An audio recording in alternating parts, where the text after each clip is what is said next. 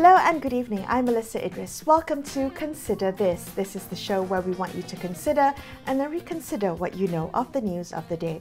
Now, as we gear up for Visit Malaysia Year 2026, the country is setting its sights on attracting some 36 million tourists. Now, what do global tourists want today, and what do they expect? And is Malaysia delivering on those expectations? Well, joining me on the show to discuss this further is Gary Bowerman, who is the director of the travel consulting and research firm Check-in Asia. He's also the co-founder of High Yield Tourism.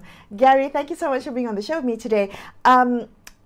What do you think of Malaysia's current marketing strategies? I mean, we've had this Malaysia Truly Asia tagline for the longest time, and it has, I guess, resonated with many around the world, judging on our tourist arrivals. But are we, in today's day and age, effectively reaching the right target market, the right target audience for Malaysia's tourism needs? Well, it's great to be with you, Melissa. And thanks for a really difficult question to start with. That's, I think, really where we look at where we are right now. You mentioned 2026 Visit Malaysia Year. It's 28 months since Malaysia reopened. So look at what we've done over the past 2.5 years. I think it's pretty positive. You know, you look at the numbers of arrivals starting to rebuild. Flight connectivity, which has really been very, very important to rebuild over the last 2.5 years, has been pretty successful. But as you say, the overhang is that long-term strategy of Malaysia Truly Asia, which has been so successful. You know, the jingle, we all remember the jingle from the early days through the 90s, through the 2000s, very, very successful campaign. But obviously travel and tourism around the world has completely changed, and the way that destinations market themselves and present themselves, particularly on social media, has changed greatly as well. So there are a lot of challenges ahead. Malaysia is setting itself big targets. It's a competitive environment. Southeast Asia is very competitive in terms of attracting tourists. But I think you have to be positive. There is room for improvement always. But I think what's been done over the last 2.5 years sets a pretty strong platform. All right. Gary, what do you mean when you say Southeast Asia is a very competitive region? How does Malaysia's tourism offerings compare with that to the other popular destinations in the region? I think traditionally it stands up pretty strongly. I mean, Malaysia it's a big country. Obviously, we have the two destinations, the Peninsula and Eastern Malaysia. A lot of diversity in terms of nature, the big cities, the heritage, the culture, and of course the food, which is such a strong selling point for Malaysia. But I think what's changing is now how destinations are looking to the future. And while it's always great to sell what you have as a natural landscape as a country, you really have to be looking at what younger people want from their own travels going forward. So, for example, if you look at somewhere like Singapore, you know, they're investing quite a lot in attractions and destinations, quite a lot of tourism infrastructure investment going in there. Thailand, for example, is looking at soft power. It's 11 soft powers. How can it, you know, use what the country has and repackage it really to sell the destination? And I think Malaysia can do exactly the same. It's just how you develop your strategy for 2026. But then again, you're really looking at different market segments. So everybody wants the younger tourists. You know, that's the key thing. Everybody wants Gen Zs. But, you know, in this region, we have a very strong senior travel segment. We have a strong FIT travels. We have strong group tours. We have families. So you've got to be able to balance that. Malaysia has a lot to offer, but you just have to repackage it for each segment. Okay, let's talk about the Chinese traveler segment. You're the author of the book, The New Chinese Traveler. So you'd be, I guess, well positioned to look into this segment. We've got visa exemptions for Chinese tourists until the end of 2026, and Malaysia's said that we want to attract some 5 million Chinese tourists just for this year alone. I'm sure that figure will be a huge proportion of the 36 million that we want in Visit Malaysia Year 2026. So how should Malaysia position its marketing to, I guess, attract the Chinese traveler, Chinese tourist segment? Yeah, it's a really good question. And you're right. You know, having the visa exemption is a very, very important tool in the marketing kit for Tourism Malaysia to be able to attract Chinese tourists. So too, off the back of that, it enables you to get more flight connectivity, not just from the major Chinese cities, but also cities across what is a huge country. So the more cities that you connect with, the more opportunities you have to bring people in from different regions of China. That then brings new challenges because, China is a continental-sized country, and travelers from Shanghai want different things perhaps than travelers from Chengdu, than travelers from Guangzhou, than travelers from Tianjin. So you have to really segment very, very carefully at the Chinese inbound market and look at what they want. And one of the things that we're starting to find out, and I think this is an important thing to remember, that Malaysia reopened with most of Southeast Asia in April 2022. China didn't reopen for several more months until the beginning of 2023. So it's still playing catch up, and its travelers and its outbound tourists are still really finding their feet about what they want from outbound travel, which makes it difficult for Malaysia to really understand. But you are starting to see more travelers coming through. I was in Kota Kinabalu a couple of weeks ago. A lot of Chinese tourists, a lot of family tourists, because it's the summer school holidays. So therefore, you're looking at different segments. The summer school holiday travelers are very different to those that perhaps travel during the October Golden Week. And obviously in favor of, for Peninsular Malaysia, you have destinations like Malacca and Penang with their Chinese heritage, the culture, the buildings, the food, which is very, very popular with Chinese travelers. So having said that, where do you see Malaysia's opportunities to, I guess, diversify, to attract the multidimensional Chinese market? Yep, that's another really good question. I think what you have is you have a base. So one of the strongest factors in Malaysia's benefit is geography. Of course, it's very close to China.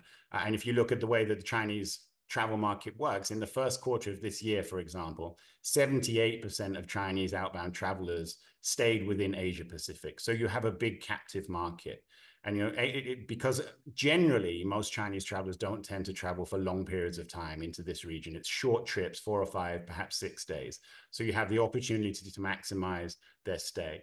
And I think going forward, we've seen, I would say before the pandemic, there was a growing appeal of Sabah and Sarawak in the Chinese market, also the Korean market as well. So I think you've got to really look at how you can combine the two destinations of Peninsular Malaysia and Sabah and Sarawak. What's different? What can you offer? And how can you package up so that you really attract Chinese tourists to see both destinations? I think that's really important. Right. You're also the co-founder of High Yield Tourism, and that got me thinking about what that meant, high yield tourism. We are planning, or we are aiming for about 36 million tourist arrivals. And around the world, we see that over-tourism is a significant issue. We see that in many different tourist destinations, popular tourist destinations. How do you see this figure of 36 million tourist arrivals? Is that realistic? Is it achievable? Is it something that we ought to be striving to achieve? What are your views on this? It's ambitious, but then I think it's worth being ambitious. Travel and tourism is such a hot topic. We've come out of the pandemic and we've just seen globally just this huge surge of interest of people traveling again. We're all denied our freedoms for so long. People want to travel again. I think that's inevitable. Is 36 million people achievable? Well, you have to look at it, I think, from a couple of angles. One of the good things I think Malaysia has done, it started to diversify its airport base. So we've got more international flights from Penang, now from Subang. There'll be more developments in Kuching and Kota Kinabalu as well. But you have to look at how that impacts the rest of the infrastructure. The more travelers you have coming into a destination, the more pressure it puts on infrastructure. And that's something you're starting to see a little bit in Japan at the moment, and also Thailand, because they've just had tremendous surges of inbound travel. You referenced high yield tourism, and what we're trying to do, we're working with different tourism boards around the world, is to say, well, you can set these targets and they are achievable, but where is the incremental value of just having more tourists? What you really need to do is find a way to target into segments that are actually going to deliver higher yield, probably stay a bit longer, spend a bit more, and avoid some of the leakages that go out of the country where the money just disappears into different places. So that really focuses, you asked me the question about the Chinese market. How do you not just attract more Chinese travelers, but how do you attract those who are going to spend more, perhaps stay a little bit more, and go to different destinations so they don't just spend their money in Kuala Lumpur or Penang or Malacca, but see more of the country? Because you really do want, in this era of travel and tourism where it is generating such big revenues, you do want those to benefit smaller communities. Right. So what then would you like to see government and industry prioritize, in the lead up to Visit Malaysia Year 2026. It's not much time to get all the infrastructure and the marketing and the planning all in order, but what would you like to see be a focus area for a government? Good question. So I think you've got to do two things, because although it's coming quite soon, 2026, still a bit of time. And I think what we have to watch is just how travel and tourism and trends and traveler flows and interests have changed since we opened, so 28 months ago. What's changing?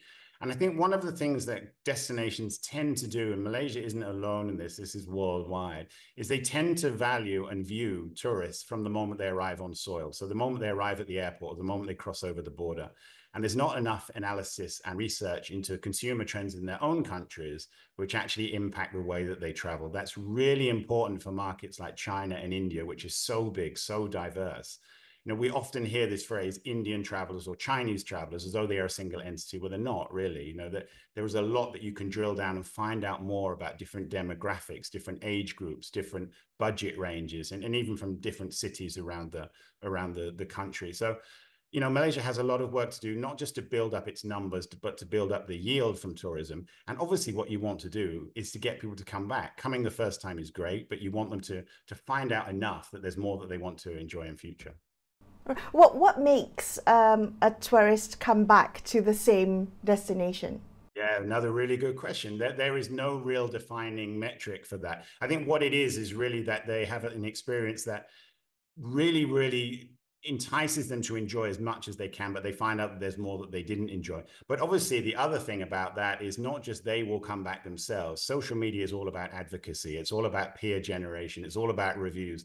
It's about how do you not just attract people to come back themselves, but encourage their friends, their families, or other people that they know to come as well. And that's a really interesting area of travel and tourism at the moment. You know, a lot of digital marketers are really looking into how do you use social media in an effective way. Social media often gets a bad rap, you know, for promoting over-tourism, for promoting people to go to the same destinations, but it can be used in a positive way. But it's quite technical, and that's something we'll definitely see more of in the next 2 or 3 years. Gary, thank you so much for sharing your insights with us. I appreciate your time. Thank you. That was Gary Bowerman from Check in Asia. We're going to take a quick break here on Consider This. We'll be right back. Stay tuned.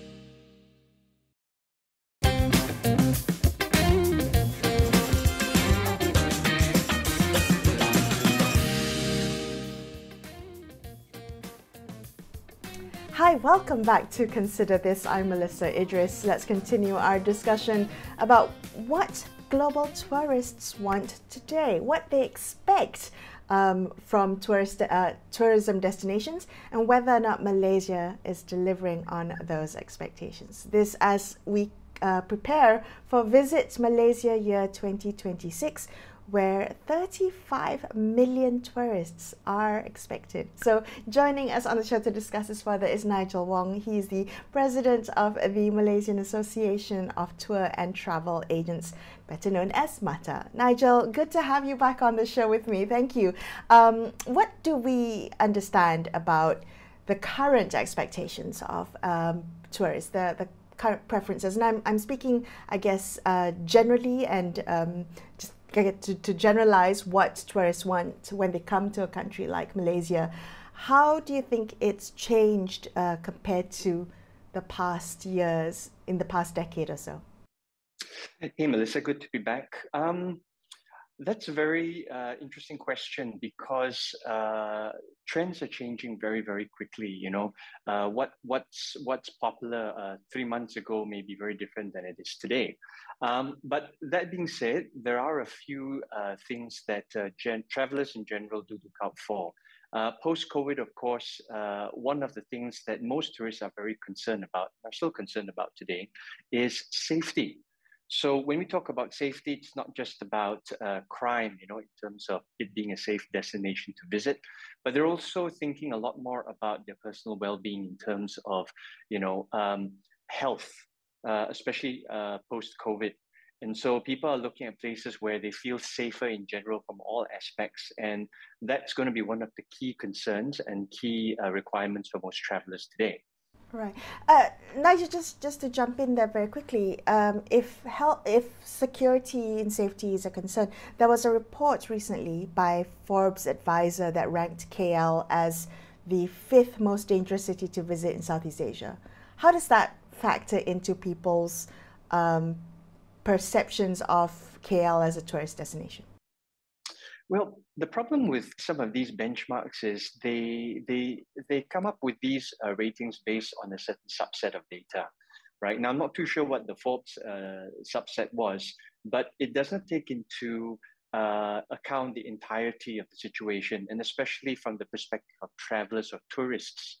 I don't think that the rating accurately reflects the safety of Malaysia as a tourist destination. I mean, if you look at things now on the ground, it is actually a very, very safe place to go to. KL itself is far safer than most other cities in the world. And in terms of comfort and facilities, Malaysia, most of Malaysia, is up to par, and if not even further ahead than many of our neighboring destinations as well. Most people speak the same language, and so there's very little problem with communication. And all of this actually adds up to a feeling of safety and general well-being for tourists who come over here. So again, while the ratings may look at Malaysia as unsafe from certain angles, in general, that isn't very true at all. So coming back to the trends that you've been observing about the expectations and preferences of what tourists want today, why is it, Nigel, that trends change so quickly? And what is it that tourists are looking for today that we can hopefully leverage for Visit Malaysia Year 2026? Okay, well, trends are dependent on many, many factors, but the ones affecting Malaysia, some of them anyway, of course, we did talk about safety. So perception of the destination safety is one factor. Secondly, it's also due to the changing demographics of travelers. Post-COVID, especially earlier on, post-COVID, we saw a lot of travelers who were traveling first on business. And then later on, those who were a little bit more gung-ho, a little bit more brave, especially the younger generation, then started traveling. And then followed by, again, the regular travel goers, older age groups, they started traveling again. The one thing we do see that has significantly changed, of course, is that there are a lot more frequent independent travelers. So they travel in smaller groups, sometimes solo, sometimes just couples. And in general, we understand that people have a feeling that they're more comfortable traveling in these smaller groups. Now, this could possibly be due to the influence of the pandemic recently. The other factor, which is really exciting, is that somehow during the pandemic, when everybody was forced to holiday at home, people started exploring their own backyards and discovered so many new things, just within their own country. And domestic tourism sort of developed in many, many countries all around the globe. Malaysia is one of them. And post-pandemic, people started to look for something fresh and new. And so all these new attractions are now competing, for mind share in the travel market. And everybody's doing a fantastic job of, just saying, we've got new stuff for you to visit. And that's also one of the major factors why people are beginning to travel the way they are. We see a lot of secondary destinations opening up. We also see a revival of some old attractions, which somehow along the way may have lost its luster. Point in case is the temple in Siem Reap, right? And earlier on, the country experience or the destination experience a bit of a slowdown because everybody said, look, we're going to see the same temple again and again and again. And there was nothing more to look forward to. But now, post-pandemic, people are beginning to say, hey, we really miss all these old places and they may not be around in time to come. So let's go visit it. And some people are saying, hey, look, they've done up the place really nicely. They've got new facilities. They've got new, new attractions in that same destination. Let's go and visit it again. So there's a refresh or a renewal of attractions globally.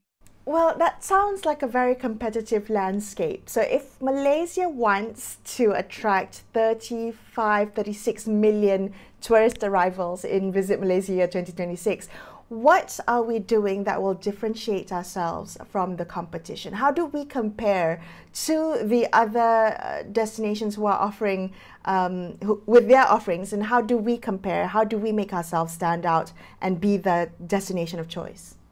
Sure. Look, the one thing Malaysia has going very well for it is people recognize it as a very open and friendly destination. Now, if you were to travel around the world and even to our neighbors, you'll find that in terms of hospitality and the way we treat one another and we treat foreigners, right? We're actually a very, very friendly group of people. And I think the word most people tend to use when they talk about Malaysia to me is warmth. So that is something that is definitely something that's unique or it's very special to Malaysia, and we need to promote that. But I think more importantly, if we're competing for market share, we need to also rebrand Malaysia as something fresh. So each destination has its own unique selling points.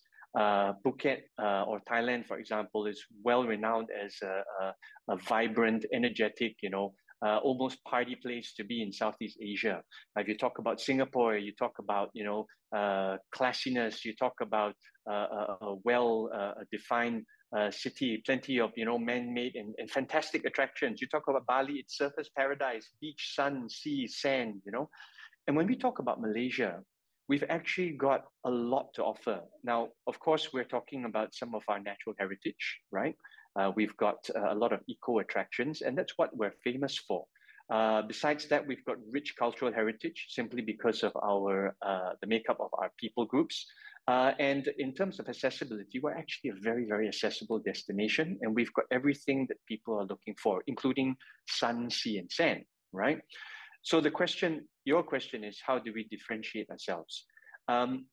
What we need to do basically is ensure that people are constantly aware of brand Malaysia as a fresh, new, and exciting destination. We need to look at targeted marketing. We can't have one campaign that targets everybody, anymore. It doesn't work that way. You need to go and drill down to specific markets, cater to the millennials, cater to the boomers, cater to the Gen Zs. Each one of these groups has their own requirements, and wants and desires. And so being able to portray Malaysia, the new stuff that we have, the safety of the country, and the fact that we are very open, welcoming, and easy to get to is going to be key in competing for that market share.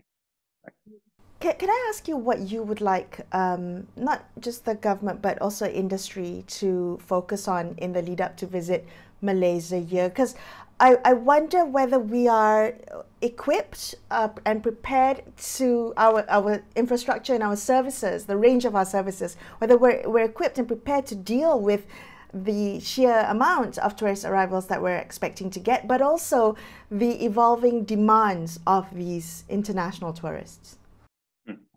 Okay, that's also a very good question. For many years now, the private sector has been lobbying the various governments to improve on our infrastructure. And that's not just the physical infrastructure, but our regulatory infrastructure as well. And I'll explain why this is important. From a regulatory perspective, we want to ensure that tourists feel safe when they come to the country, and that they are treated the right way and they get the kind of service that they pay for, right? And if anything, God forbid, happens, there's going to be some sort of mechanism to ensure that their well-being is taken care of, they have a form of redress, and so on and so forth.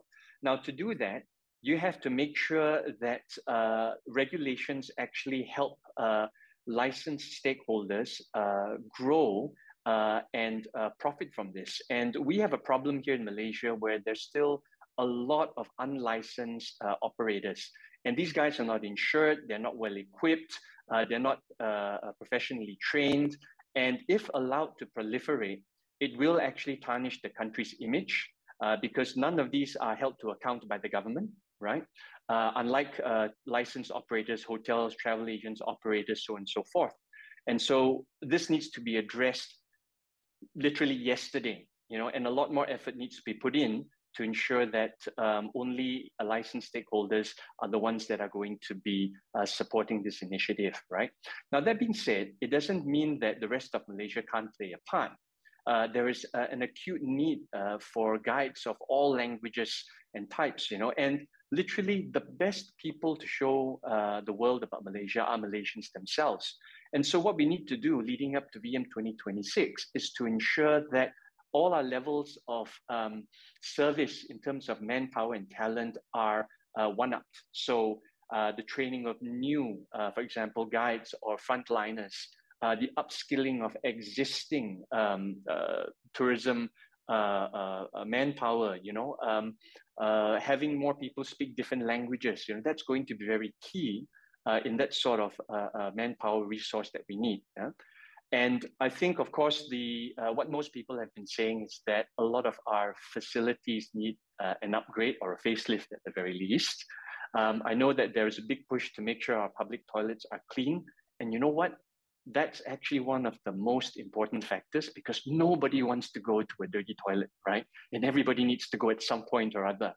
When we talk about airport facilities, it's nice to know that MAHP and the government are making huge strides in improving our, our entry points, major entry points, such as our airports. We need to see more connectivity, of course, and with more connectivity, you'll need to have better airport facilities. Transportation networks need to be spruced up. And in general, even cities and city councils need to play their part. What's most depressing is when you see this picture of a perfect city online, right? Or through a video, and then you get to the city and you see rubbish all over the place.